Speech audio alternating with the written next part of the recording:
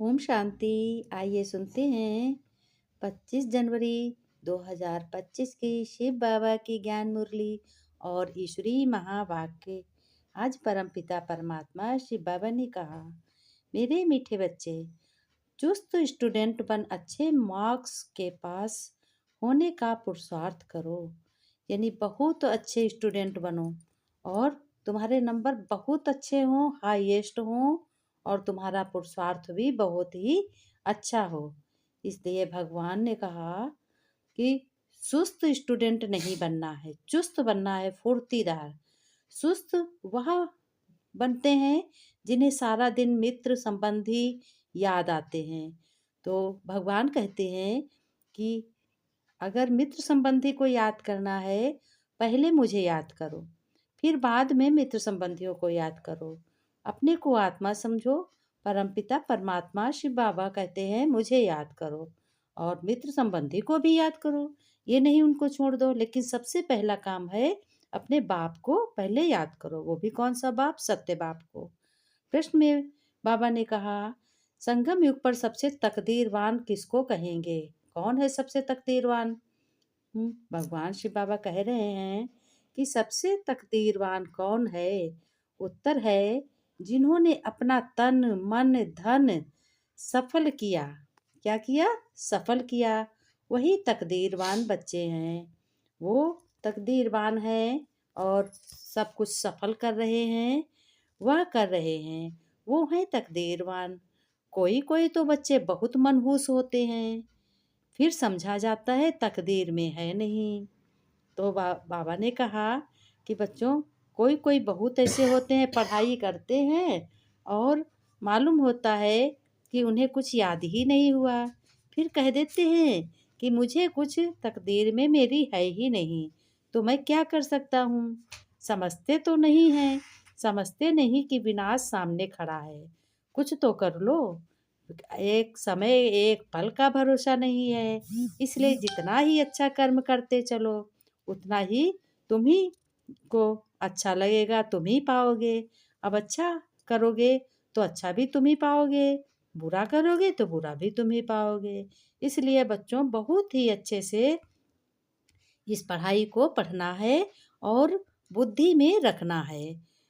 तकदीरवान बच्चे, बहुत बच्चे ये समझते हैं बाप अभी सम्मुख आया है, यानी भगवान अभी सम्मुख आया है, हम अपना सब कुछ सफल कर लें। तो अब ये समय ऐसा है संगम युग का कि भगवान आया, जिसको हम कंकड़ पत्थर इधर उधर भटकते थे मिलने के लिए, तरसते थे कि भगवान मिल जाए, दर्शन हो जाए, मुक्ति का रास्ता मिल जाए, जीवन मुक्ति मिल जाए, वैकुंठ मिल जाए, स्वर्ग मिल जाए। अब वो रास्ता आया है तो सब क्या करते हैं? मनहूस बनते चले जाते हैं, तो कुछ सफल करने में पीछे हैं। लेकिन बच्चों, हिम्मत रख, अनेकों का भाग्य बनाने के निमित्त तुम्हें बनाना है और बनना है। अच्छा कर्म करना है, अच्छा श्रेष्ठ भाग्य अपने करना है, लकीरों से लिखना है, अपना भाग्य अपने ही हाथों से लिखना है ना। बाबा ने कहा जैसे तकदीर जगाकर आई हूँ। किसने कहा? आत्माओं ने कहा तकदीर जगाकर आई हूँ। और तकदीर कौन है? तकदीर बच्चे ही हैं। तकदीर तभी बनती है जब हम अच्छी पढ़ाई पढ़ते हैं, और जैसे लौकिक में अच्छी पढ़ाई पढ़ी तो हमें पद मिल गया, बन गए हम। क्या बन गए? हम इंजीनियर बन गए, डॉक्टर बन गए। पढ़ाई में फेल हो गए तो हमें कुछ नहीं बने। तो इसलिए बाबा कहते हैं ये भी तुम्हारी अविनाशी पढ़ाई है, ये 21 जन्मों की पढ़ाई है।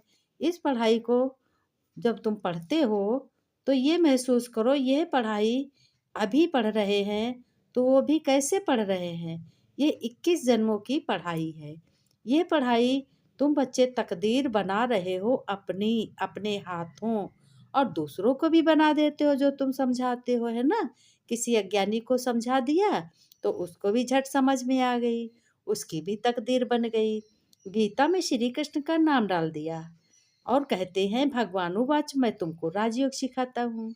लेकिन अब क्या है, अब भगवानुवाच कृष्ण तो है नहीं है, ये श्री कृष्ण तो एम ऑब्जेक्ट है, 16 कला संपूर्ण बालक है।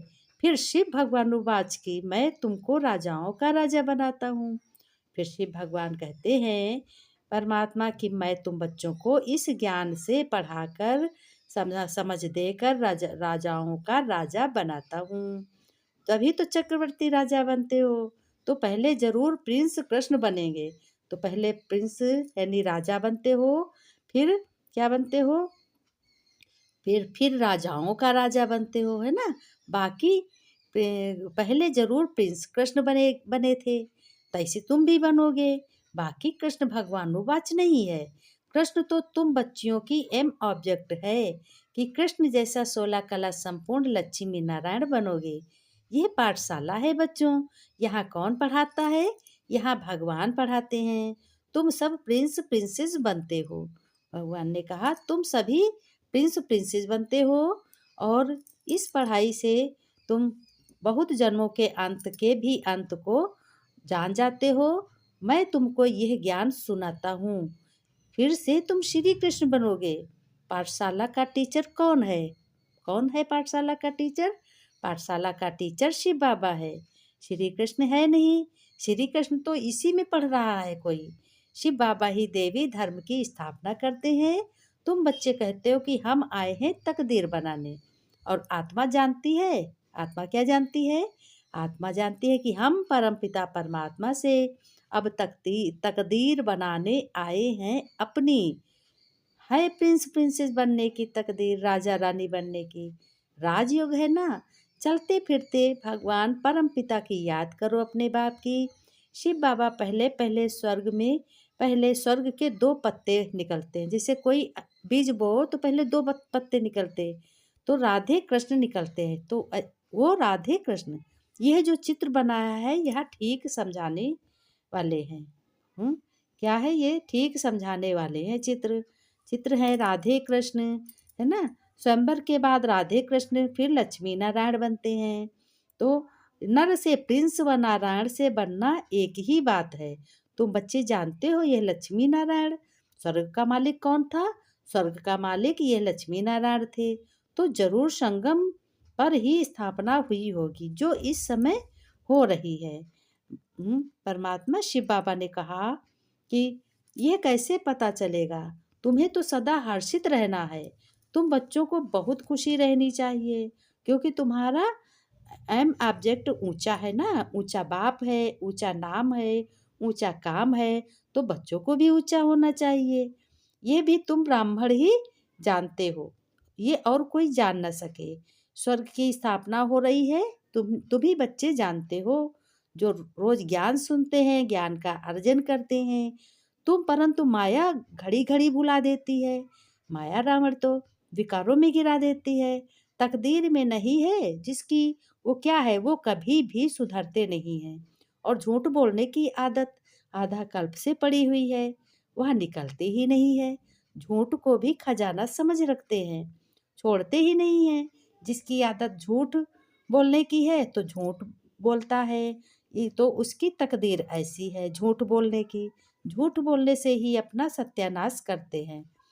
बाबा ने कहा कि रहे ममत्व निकल जाए, सारी दुनिया से वैराग्य है। अब हमको वापिस घर भगवान के शांति धाम सुख धाम याद कराते हैं। हम स्वर्गवासी थे और हम ही शांति धाम को जानते हैं। हम ही राज्य करते थे, वह मैंने गवा दिया है ना, वो सब गवा दिया। अब फिर राज्य भाग लेते हो, है ना।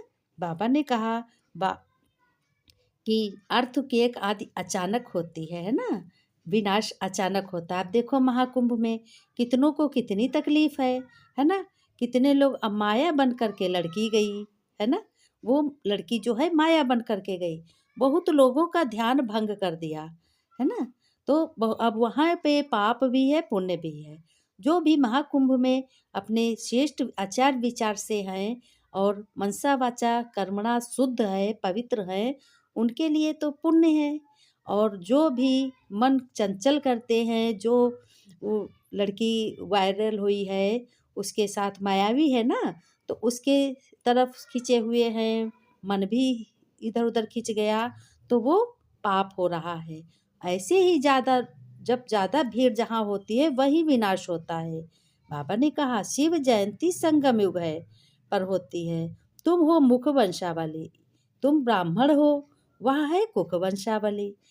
शिव जयंती संगम पर होती है। अब स्वर्ग बनाने के लिए बाप मंत्र देते हैं।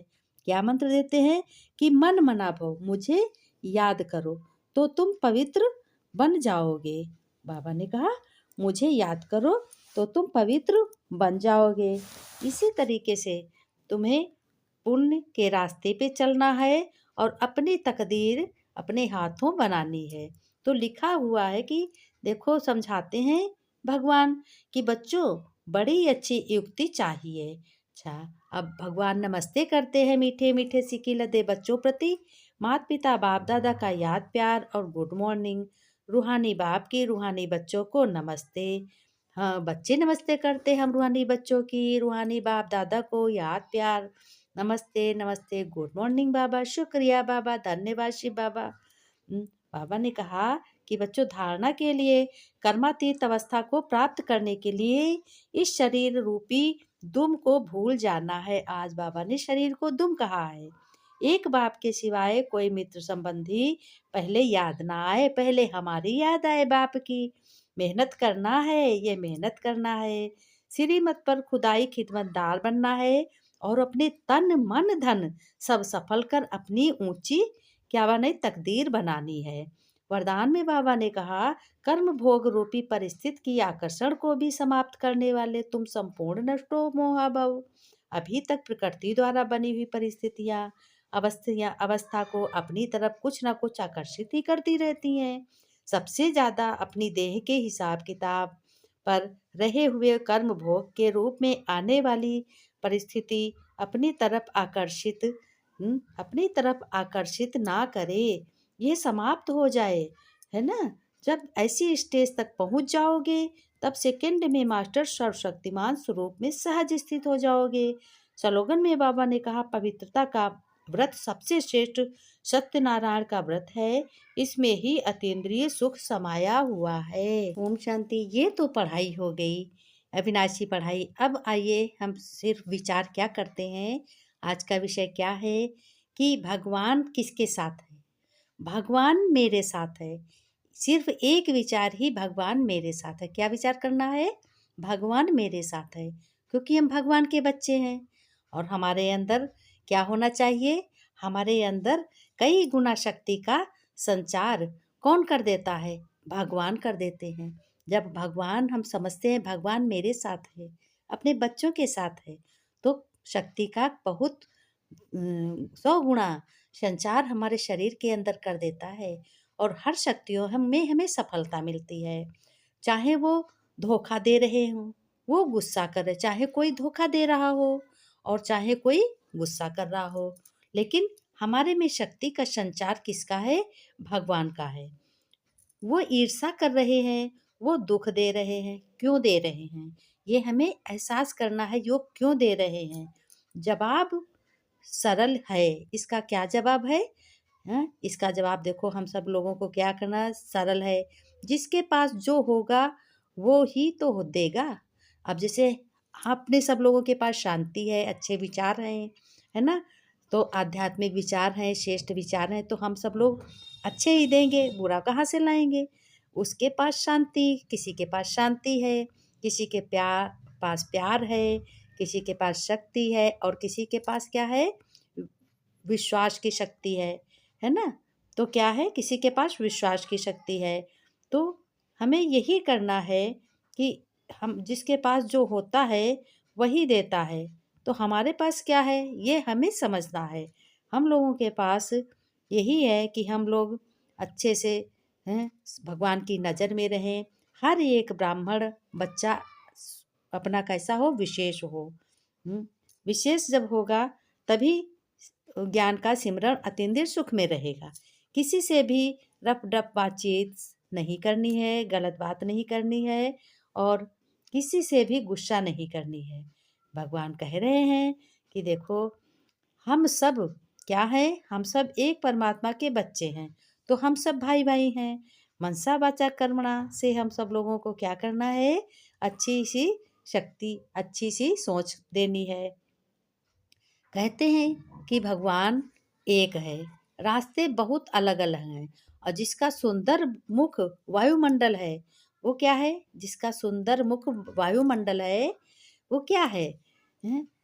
ऐसे ही हरि बाबा क्या कहते हैं, आपका भाग्य आपके कर्मों से होता है, अच्छा या बुरा इंसान की सोच से होता है।